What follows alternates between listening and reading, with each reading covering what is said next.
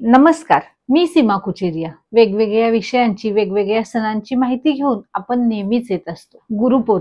गुरुपौर्णिमा का साजरी करतात आणि त्यामागचे कारण आणि त्यातील उपाय हे आज आपण या व्हिडिओमध्ये पाहणार आहोत। आषाढ महिन्यातील शुक्ल पक्षातील पौर्णिमेला गुरुपौर्णिमा असे म्हणतात। महर्षी व्यास यांचा जन्म या दिवशी झाला होता अशी मान्यता आहे। महर्षी व्यास हे 7 चिरंजीवांपैकी एक, म्हणजेच ते अमर आहेत आणि आज देखील जिवंत आहेत अशी देखील मान्यता आहे। धार्मिक मान्यतेनुसार महर्षी व्यासांना भगवान विष्णूचे रूप देखील मानले गेले आहे। म्हणूनच महर्षी व्यास यांचा जन्मदिवस हा गुरुपौर्णिमा या नावाने साजरा केला जातो आणि या दिवशी आपले जे गुरु आहेत त्यांचे स्मरण करून, त्यांची पूजा करून, त्यांना आदर आणि त्यांच्या प्रती सन्मान प्रकट करण्याचा हा दिवस। आपले गुरु जिथेही असतील तिथे त्यांचे स्मरण करून, त्यांच्या नावाचे स्मरण करून किंवा त्यांच्या फोटोचे स्मरण करून त्यांना नमस्कार करावा। जर आपले गुरु आपल्या जवळपास असेल तर त्यांना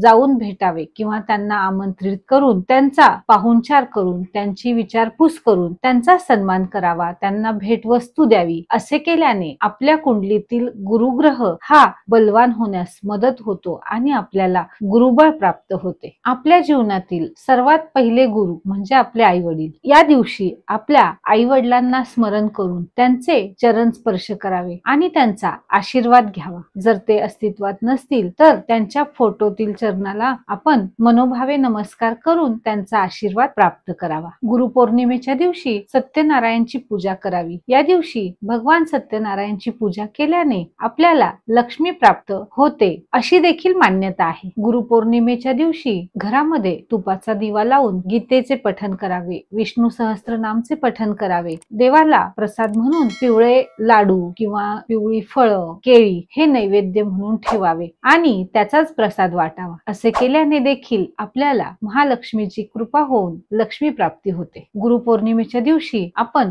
जी गरीब मुलं आहेत त्यांना शालेय साहित्य वाटून त्यांची मदत करू शकतो। असे केल्याने देखील आपल्याला गुरुबळ प्राप्त होते। त्याचबरोबर काही गरजू ब्राह्मण असतील, गरीब लोक असतील, त्यांना यथाशक्ती हरभरा डाळ, गूळ, त्याचबरोबर त्यांना लागणाऱ्या गरजेच्या वस्तू दान केल्यास आपल्या कुंडलीतील गुरुदोष दूर होऊन आपल्याला गुरुची कृपा प्राप्त होते। त्याचबरोबर आपल्या पत्रिकेतील गुरुदोष दूर करण्यासाठी गुरुच्या मंत्राचे पठण या दिवशी करावे आणि यथाशक्ती गरजूंना दान धर्म करावा। असे केल्याने आपल्या पत्रिकेतील गुरुदोष दूर होऊन आपल्याला गुरुची कृपा प्राप्त होते। हे सर्व उपाय श्रद्धेने, भक्तीने आणि विश्वासाने केल्यास आपल्याला त्याचे चांगले फळ प्राप्त होण्यास मदत होते। असेच माझे वेगवेगळे विषयांचे व्हिडिओ पाहण्यासाठी माझे चॅनल आजच सबस्क्राईब करा। जर आपल्याला हा व्हिडिओ आवडला असेल तर लाईक, शेअर आणि कमेंट करायला विसरू नका। धन्यवाद।